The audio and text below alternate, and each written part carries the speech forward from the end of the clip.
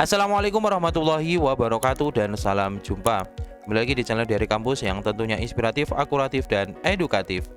Halo adik kelas 12 SMA maupun SMK di seluruh Indonesia, bagaimana kabarnya hari ini? Semoga kalian diberi kesehatan, dimudahkan rezekinya, dan tentunya tetap semangat meraih kampus impian kalian di tahun 2022 ini. Amin amin ya robbal alamin. Baik, pada kesempatan kali ini dari kampus akan membahas tutorial bagaimana adik-adik mendaftar KIP kuliah di seleksi mandiri dan seleksi perguruan tinggi swasta. Nah, sebelumnya simak video ini dari awal sampai akhir agar adik-adik mendapatkan informasi secara utuh dan menyeluruh. Dan jangan lupa subscribe dan aktifkan lonceng notifikasinya ya adik-adik. Baik adik-adik, sebelumnya akan saya spill dulu jadwal untuk adik-adik menggunakan fasilitas KIP kuliah di seleksi mandiri maupun di seleksi perguruan tinggi swasta. Di poin ke-6 adik-adik, seleksi mandiri PTN dibuka di tanggal 1 Juni sampai 7 Oktober. Artinya adik-adik, bagi adik-adik yang ingin mendaftar KIP kuliah di seleksi mandiri, entah itu bayar maupun gratis, adik-adik harus nggak boleh lebih dari tanggal 7 Oktober. Nah, jadi entah itu D3, D4 maupun sarjana ya adik. Jadi rentan waktu tanggal 1 sampai 7 ini rentan waktunya ya adik. Jadi nanti kalau misalnya nih contohnya misalnya Universitas Airlangga Surabaya tanggal 22 Juli sudah berakhir, ya artinya tanggal 22 itu sudah berakhir. Jadi bukan semua PTN itu menggunakan tanggal 1 sampai tanggal 7 Oktober, melainkan nanti timeline dari pendaftarannya itu. Paham ya adik? Kemudian untuk seleksi mandiri PT juga sama, di tanggal 8 sampai tanggal 31 Oktober adik-adik. Jadi kalau di luar ini kemungkinan besar tidak bisa diakomodir karena akan ditarik kembali oleh Poslakdit Kemendikbud selaku dari penyalur KIP kuliah. Langsung saja saya akan berikan beberapa cara untuk mendaftar KIP kuliah di jalur mandiri. Nah, oke, segala laku kita login dulu.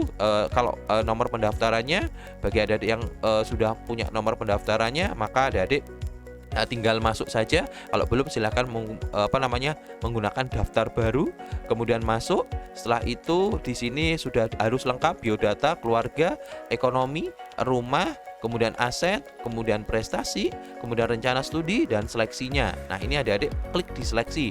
Kalau sudah ikut SNMPTN pastinya sudah dicentang di sini. Kemudian di klik seleksi politeknik sudah tidak aktif, artinya karena sudah selesai semua untuk yang di politeknik. Kemudian selanjutnya itu untuk seleksi mandiri. Nah, di sini seleksi mandirinya contohnya seleksi mandiri PTN. Kalau misalnya ada ingin yang diakomodir PTN, misalnya yang saat ini misalnya adalah Airlangga atau Universitas Airlangga, pilihan pertama. Kemudian misalnya pilihan pertama ada S1 kedokteran juga bisa. Kemudian pilihan kedua adalah misalnya adalah pengobatan tradisional atau misalnya fisioterapi juga boleh. Langsung ke proses selanjutnya. Kemudian setelah proses selanjutnya itu nanti langsung disimpan seleksi. Nah, kalau sudah disimpan seleksi, maka nantinya itu akan muncul ini ya adik-adik. Jadi detail seleksi mandiri PTN-nya ini akan muncul. Kemudian untuk seleksi mandiri PTS sama juga tata caranya. Kalau sudah punya akun, silahkan masuk di daftar seleksi. Kemudian di sini bisa ngeklik misalnya misalnya Muhammadiyah Malang yang merupakan kampus A. Oke, Universitas Muhammadiyah Malang, misalnya program studi adalah contohnya di sini adik-adik memilih prodi aquacultur, kemudian misalnya juga adik-adik memilih pembangunan, ini juga boleh.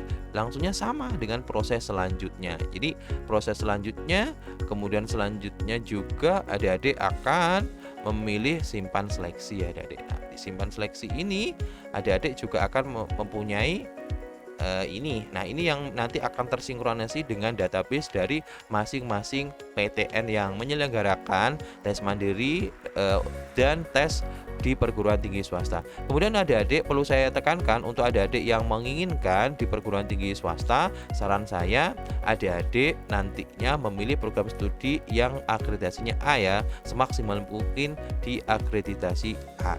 Itu ya yang perlu saya sampaikan di video kali ini. Mungkin itu saja yang perlu saya sampaikan.